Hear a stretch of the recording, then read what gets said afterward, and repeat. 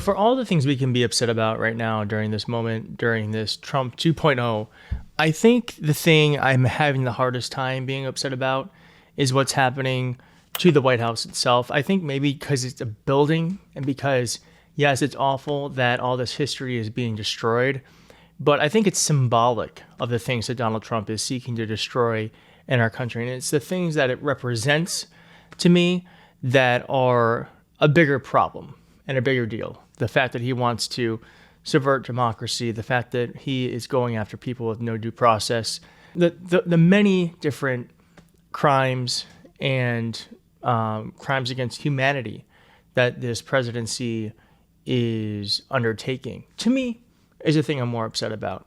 But I do want to talk about this White House destruction in this video because I think it's actually what he did with the White House, to me, is the strategy and tactic he's actually going to take with subverting our Constitution and our democracy. So let me tell you, or let me show you what I mean. We have some reporting from Michael Wolff there. He has some behind the scenes intel on what conversations actually took place around the destruction of the East Wing. Now, as you'll remember, when this all was coming up, Donald Trump said there was going to be absolutely no touching the original White House. And here's a bit of that. To take down the existing structure. The way it was shown, it looked like we were touching the White House. We don't touch the White House. That's a bridge, a glass bridge, going from the White House to the ballroom. Then you get into the lobby of the ballroom, and then you go into the the main room. So he says, we're not going to touch the White House. Now, of course, we now know that is not true. And we also have some images from the ballroom that show that they haven't even fully thought this all the way through. More on that in just a moment. But as I was saying, Donald Trump said to us that they're not going to touch the White House. Okay, good. But what Donald Trump said behind the scenes is totally different. Quote, this is Michael Wolff speaking. They had a meeting and they said, listen, it really would be much cheaper and faster to just tear down the East Wing, Wolff said, citing a source familiar with the matter.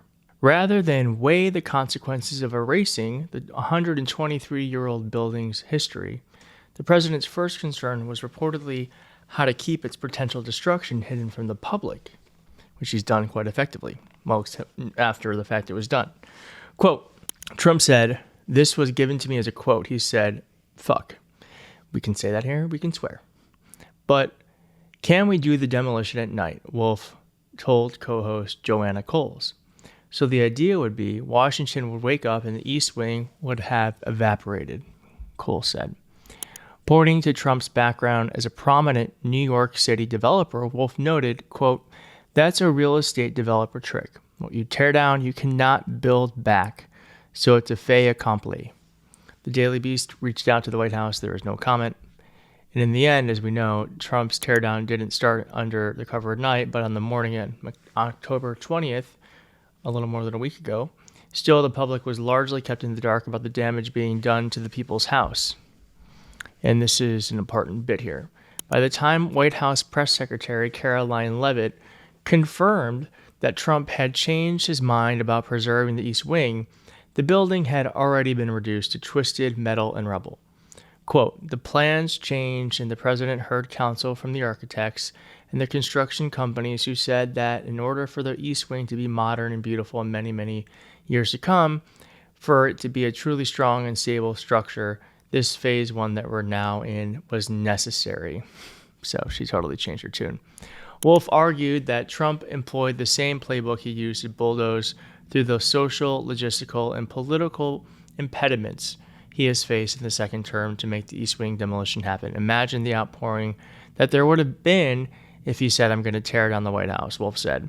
Trump has carried out this leveling without the usual reviews from federal groups like the National Capital Planning Commission, though even that shouldn't be a problem. Okay, and we also now know, too, that Donald Trump has actually just fired that entire agency that reviews his makeover. And here's just a bit of that.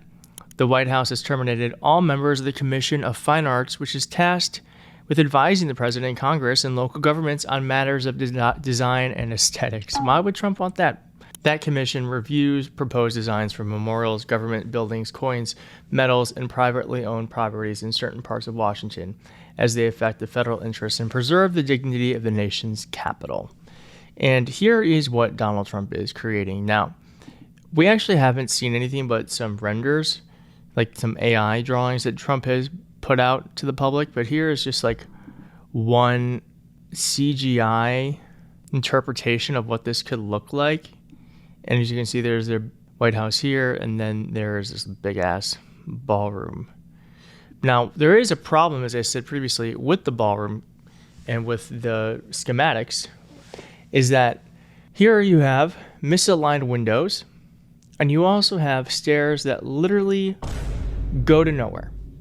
That's how much they have thought this through. Now, it could be that these are AI renderings, or it could be that they have hired an architect that potentially doesn't know what they're doing, or there has been some thought online that this is all just a money laundering front and that there's actually going to be no ballroom. I don't believe that part, but that is something people are saying online. Now, let's go back to my original point, that I think that the ballroom strategy, I actually think is what Donald Trump intends to do with his third term strategy. Because what did Donald Trump say? Donald Trump said, we're not going to touch the White House. We're not going to destroy it. This is going to be additive. And then they figured out a way to do it while no one was looking. Okay?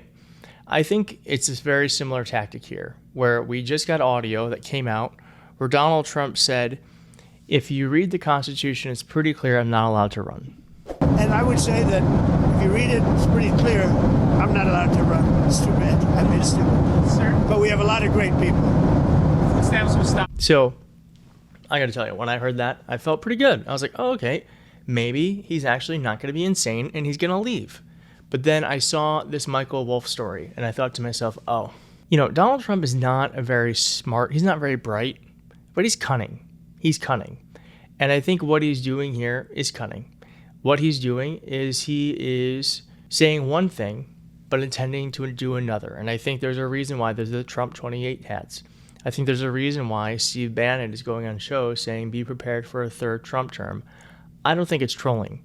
I think Donald Trump knows that he needs to have buy-in and he needs to not give the game away before it happens. So he's pulling it back like he did with the destruction of our White House. But I do believe, and I do believe deeply, that Donald Trump intends to run for a third term or to just stay in power for as long as he can. And why do I know that? Because Donald Trump tried that before. And the best way to determine what someone's going to do again is by looking at their previous actions. Pretty simple stuff. So I think if you hear that clip, I hate saying don't be hopeful, but let's just be clear about who and what Donald Trump is. He's a liar. He tells people what they want to hear, and he quite often does the opposite of what he says. But thank you for watching. If you like this video, please hit like on the video. If you're not subscribed, please consider subscribing, and I'll see you soon. Bye.